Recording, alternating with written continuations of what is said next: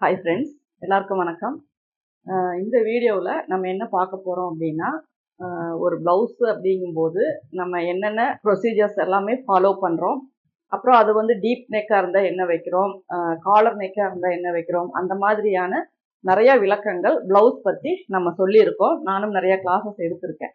ஆனால் பிகினர்ஸாக இருக்க உங்களுக்கு ஒரு சில அடிப்படையான விஷயங்கள் வந்து புரிஞ்சுக்கணும் அப்படிங்கறதுக்காக தான் இந்த வீடியோவில் நான் உங்களுக்கு சொல்கிறேன்.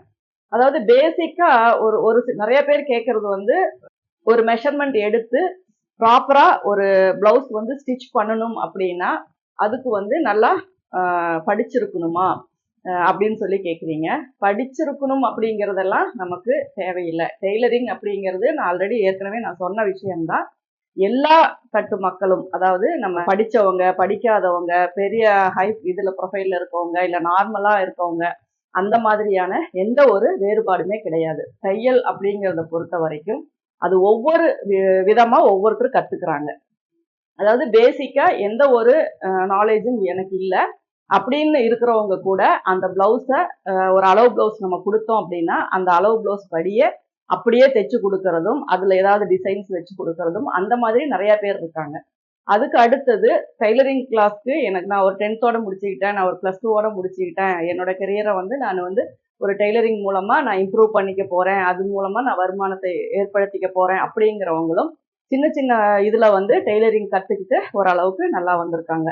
ஒரு சிலர் வந்து யூடியூப் மட்டுமே பார்த்து நல்லா டெவலப் ஆகி ஒரு கடை வைக்கிற அளவுக்கு கூட வந்திருக்காங்க. அதே மாதிரி அதை வந்து ஒரு ப்ரொஃபஷனலா பண்ணணும் அப்படிங்கிறதுக்காக டிகிரி முடிச்சுட்டு அதுல வந்து நிறைய விஷயங்கள் வந்து அவங்க கத்துக்கிட்டு நிறைய விஷயங்களை அதுல கிரியேட்டும் பண்ணியிருக்காங்க. அதாவது ஒவ்வொரு மாடர்ன் ட்ரெஸ்ஸஸா அவங்க அவங்களாவே கிரியேட் பண்றது, டிராயிங் பண்றது, அதுக்கு டிசைன் கொடுக்கறது, கலர்ஸ் கொடுக்கறது, அதுக்கு என்ன மெட்டீரியல் வேணும் அப்படிங்கிறது பாக்குறது அப்படின்னு சொல்லிட்டு அதுக்கு டிசைனிங் பண்றது, அந்த மாதிரியான இது வந்திருக்காங்க. அதுக்கும் மேல பாத்தீங்க அப்படின்னா இன்னும் எவ்வளவோ விஷயங்கள் வந்துட்டு இந்த டெய்லரிங் இதுல வந்து எல்லா லேடிஸுமே ஜென்ஸுமே, அதாவது லேடிஸ் ஜென்ஸ் அப்படிங்கிற வித்தியாசம் கூட இந்த டெய்லரிங்க்கு வந்து கிடையாது. எந்த ஒரு இதுல இருந்தாலும் அவங்க வந்து டெய்லரிங் வந்து நல்லாவே ஷைன் பண்ண முடியும். அதாவது பிகினர்ஸ் அப்படின்னு நீங்க வரும்போது ஒரு சில அடிப்படையான விஷயங்கள் வந்து நீங்க தெரிஞ்சுக்கிட்டீங்க அப்படின்னா நீங்களும் எல்லா வீடியோஸை பார்த்தும் எல்லாரும் தைக்கிற மாடல்ஸ் பார்த்தும் எல்லாமே நீங்களும் செய்யலாம். ஏன்னா டெய்லரிங்கை பொறுத்த வரைக்கும் நம்ம தைக்க ஆரம்பிச்சிட்டோம் அப்படின்னாவே அதுல வந்து அடுத்தடுத்து நம்ம போய்கிட்டே தான் இருப்போம். ஒரே இதோட நம்ம நிக்க போறது கிடையாது. அதாவது கொஞ்சம் அடுத்த லெவலுக்கு போகணும் அப்படிங்கிற ஒரு இன்ட்ரெஸ்ட் மட்டும் உங்களுக்கு இருந்தா போதும். மற்றபடி இதுக்கு படிப்பறிவு வேணும், அதுக்கு ஸ்பெஷலா வேற ஏதாவது கோச்சிங் வேணும், சர்டிபிகேட் வேணும் அப்படிங்கிறதெல்லாம் எதுவுமே கிடையாது. பணம் கொடுத்துதான் எங்கேயாவது போய் நம்ம இதை கத்துக்கணுமா அப்படின்னா அதுவும் கிடையாது. உங்ககிட்ட மொபைல் இருந்தாவே போதும்.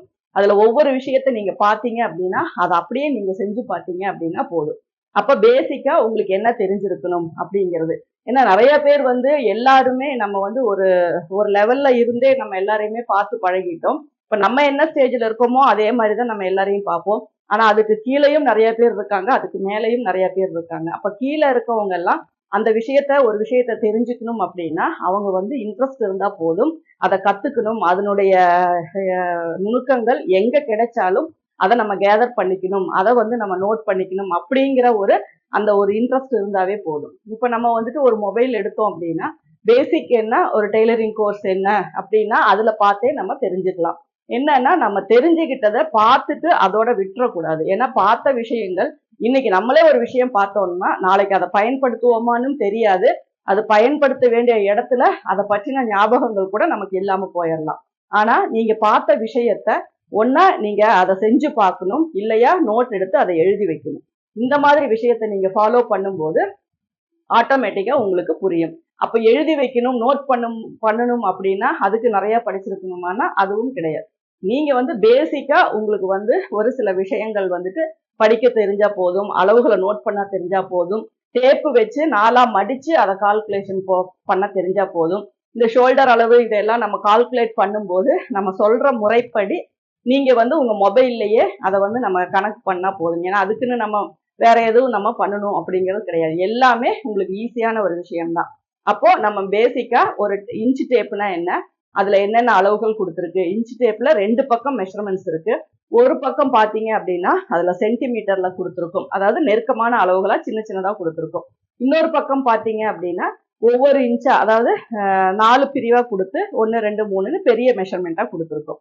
அப்ப நம்ம துணியை பொறுத்த வரைக்கும் நம்ம எடுக்கும் போது சென்டிமீட்டர் கணக்குல எடுப்போம். இப்ப லைனிங் எடுக்கிறோம் அப்படின்னா 90 சென்டிமீட்டர் போதுமா, 80 சென்டிமீட்டர் போதுமா அப்படின்னு கேட்கிறோம். ஆனா இப்ப வர்ற கிளாத்தை பொறுத்த வரைக்கும் 1 மீட்டர் 100 சென்டிமீட்டர் நமக்கு கண்டிப்பா தேவை. அதுக்கு மேல 125 150 அப்படிங்கும்போது 1.25 1.5 அப்படின்னு போயிடும்.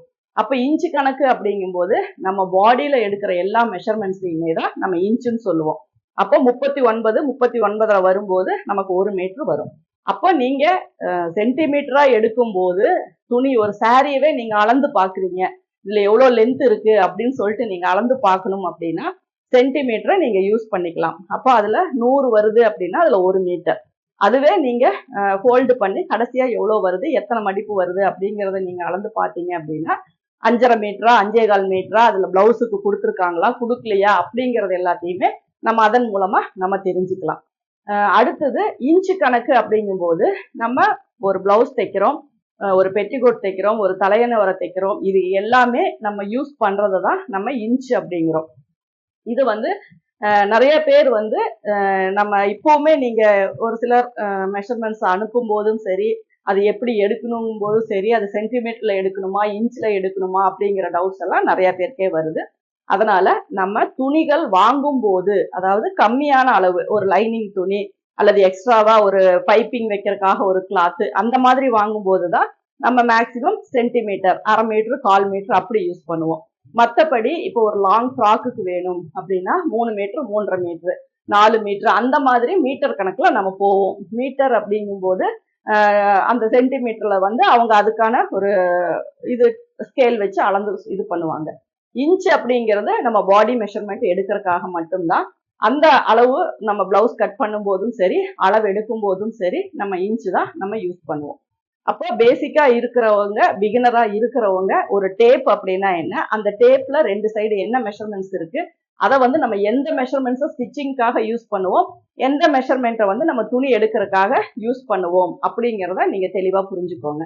அதுக்கப்புறம் நம்ம வந்து ஒரு கிளாத் நம்ம வாங்கிட்டோம் அப்படின்னா அந்த கிளாத்தை வந்து எப்படி நம்ம யூஸ் பண்ணணும். அப்போ நீங்க வாங்கின கிளாத் என்ன கிளாத், அது வந்து ஒரு லைனிங்காக வாங்கியிருக்கீங்க அப்படின்னா அதை வந்து காட்டன் அப்படின்னா அதை வந்து நம்ம வாஷ் பண்ணணும். வாஷ் பண்ணணும்னா நம்ம எப்பவும் போல ஊற வச்சு துவைச்சு வைக்கணுமா அப்படின்னா அதெல்லாம் கிடையாது.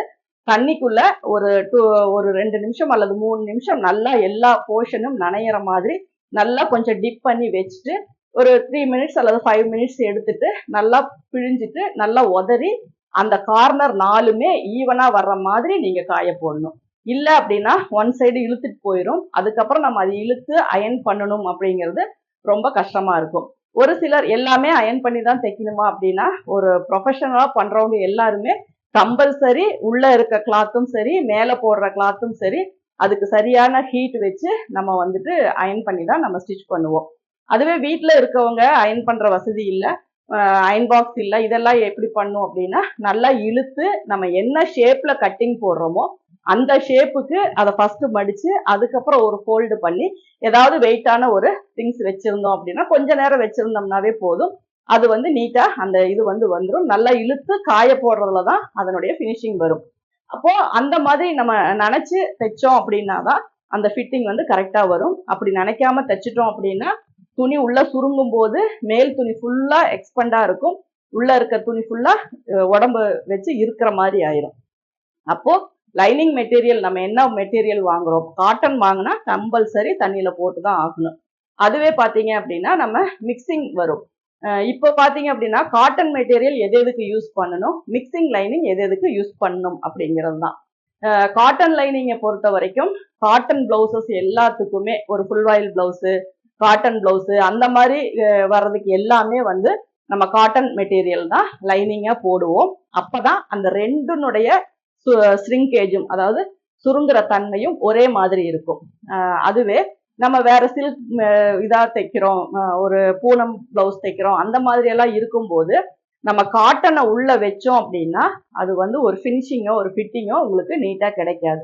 அப்ப அதுக்கு வந்து நம்ம என்ன பண்றோம் அப்படின்னா மிக்சிங் லைனிங் வந்து போடுவோம். அப்ப அந்த மிக்சிங் லைனிங்கும் ஓரளவுக்கு நல்ல குவாலிட்டியா தான் இருக்கும்.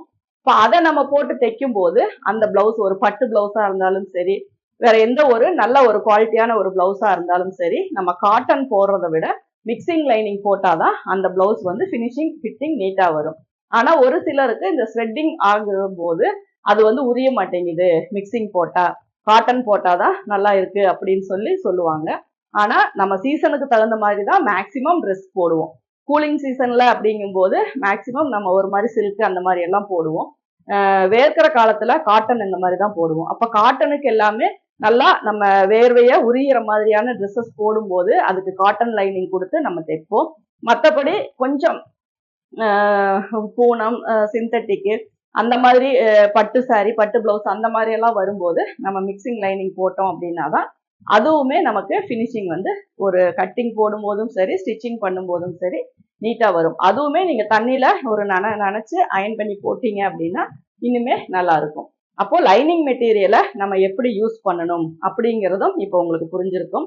அதாவது பிகினர்ஸ்க்கு வந்து சின்ன சின்ன நுணுக்கங்கள் தெரிஞ்சாதான் ஓரளவுக்கு இதுல நமக்கு அனுபவம் வந்திருக்கு அப்படிங்கிற மாதிரியான ஒரு கான்பிடென்ட் அவங்களுக்கு வரும். அப்ப இதெல்லாம் தான் நம்ம தெரிஞ்சுக்க போறோம். நீங்க எவ்வளவுதான் அமௌண்ட் ஸ்பெண்ட் பண்ணி ஒரு இதுல போய் ஜாயின் பண்ணாலும் சரி, ஒரு இதை வந்து நீங்க கத்துக்கணும்னு தேடி போனாலும் சரி, இந்த மாதிரியான பேசிக்கான ஒரு சில விஷயங்கள் அவங்க சொல்லி தருவாங்களா அப்படிங்கிறது கூட நமக்கு தெரியாது. ஆனா நம்ம தெரிஞ்சுக்க வேண்டிய விஷயம் இதெல்லாம் தான்.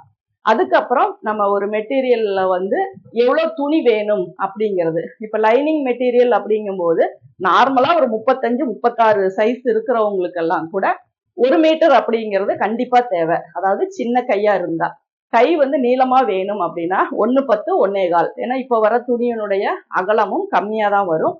அப்ப நம்ம இன்னும் வாஷ் பண்ணும்போது நல்லாவே சுருங்கிரும். அதுக்கப்புறம் நம்ம அதை கட் பண்ணும்போது பத்தாம போயிடும்.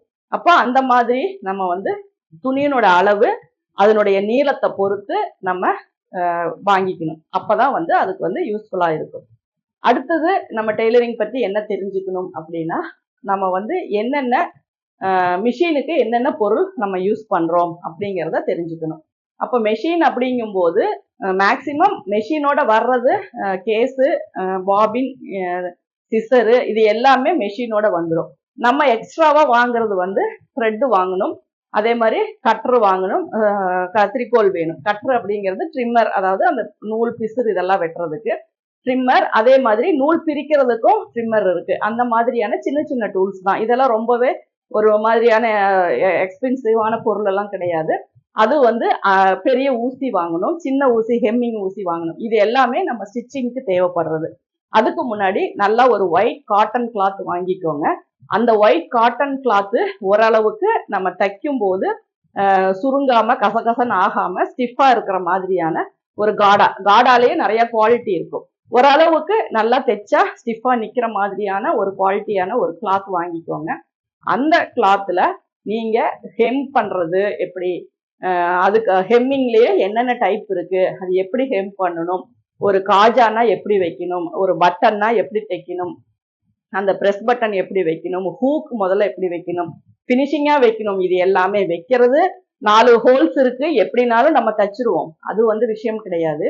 பிரிஞ்சு வராம இருக்கணும், அதே மாதிரி பினிஷிங்காவும் இருக்கணும்.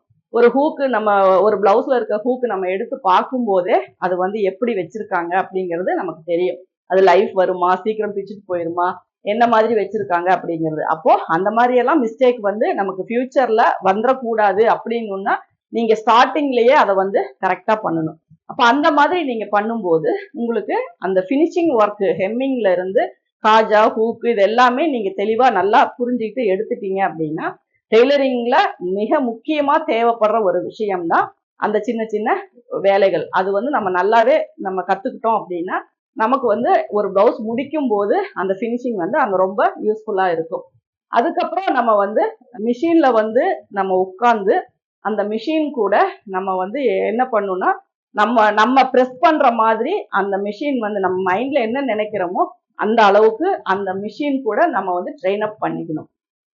பெடல் பிரஸ் பண்றோம் அல்லது நம்ம பெடல் போடுறோம், எந்த மிஷினா இருந்தாலும் அதை வந்து நம்ம வெறும் மிஷினாவே நம்ம தைச்சு பார்க்கலாம். துணியெல்லாம் வைக்காம, நூல் போடாம சும்மா நம்மளுடைய கண்ட்ரோலுக்கு அந்த மெஷினை கொண்டு வர்றதுக்காக நம்ம வந்து பெடல் பண்ணி பார்க்கறது, அல்லது அது சும்மாவே ரன் பண்ணி பார்க்கறது, உள்ள எக்ஸ்ட்ராவா ஒரு துணியோ அல்லது பேப்பரோ, ஏன்னா வெறும் மிஷினை வந்து அந்த இது போட்டுட்டு தைக்கக்கூடாது, அந்த டீத்து வந்து தேஞ்சு போயிடும். அதனால உள்ள ஒரு துணியை வச்சு நம்ம வந்து அது இல்லாட்டினா லிஃப்ட் பண்ணிட்டா ரொம்ப சவுண்டு வரும். அதனால உள்ள துணியோ பேப்பரோ ஏதோ ஒன்று வச்சுட்டு நம்ம வந்து அந்த பெடல் வந்து நம்ம போட்டு பழகணும். இப்படி சின்ன சின்ன நுணுக்கங்கள் நம்ம வந்து தெரிஞ்சுக்கணும். இதனுடைய தொடர்ச்சியை நம்ம அடுத்த வீடியோவில் பார்க்கலாம். ஏன்னா கட்டிங் இந்த பேசிக்கான சில விஷயங்கள் வந்து நீங்க தெரிஞ்சுக்கிட்டீங்க அப்படின்னா தான் அடுத்து நம்ம என்ன பண்ண போறோம் அப்படிங்கிறது, நீங்க என்ன கத்துக்க போறீங்க அப்படிங்கிறத பத்தின தெளிவு வந்து உங்களுக்கு கிடைக்கும். அப்போ ஃபர்ஸ்ட் டேப்னா என்னன்னு தெரிஞ்சுக்கோங்க, டேப்ல என்னென்ன மெஷர்மெண்ட்ஸ் இருக்குன்னு தெரிஞ்சுக்கோங்க. அடுத்தது துணியில என்னென்ன லைனிங் துணி என்ன, மெயின் துணி என்ன அப்படிங்கிறது ஒவ்வொரு துணியை பத்தியும் நீங்க தெரிஞ்சுக்கோங்க. ஏன்னா எந்த ஒரு துணியை பார்த்தாலும் இவ்வளவு நாள் அந்த துணியினுடைய பேர் என்ன அப்படின்னு நீங்க கேட்காம இருந்தாலும், இதுக்கு மேல நீங்க எந்த ஒரு மெட்டீரியலை பார்த்தாலும் அது என்ன மெட்டீரியல், ஏன்னா இவ முந்தி மாதிரி இல்லை, இப்ப நிறைய டைப் மெட்டீரியல்ஸ் வந்திருக்கு.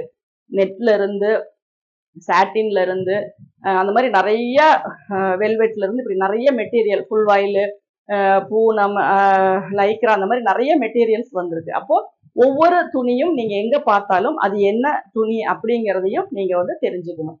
அப்புறம் மெஷின், அப்புறம் அந்த காடா துணி, இதை எல்லாத்தையுமே நீங்க ஒரு 1 வீக் ப்ராக்டிஸ் பண்ணீங்க அப்படின்னா அதுக்கப்புறம் நீங்க வந்து என்ன ட்ரெஸ் தைக்கணும்னு நினைக்கிறீங்களோ அதை வந்து ஈஸியா நல்லாவே நீங்க வந்து தைச்சிடலாம்.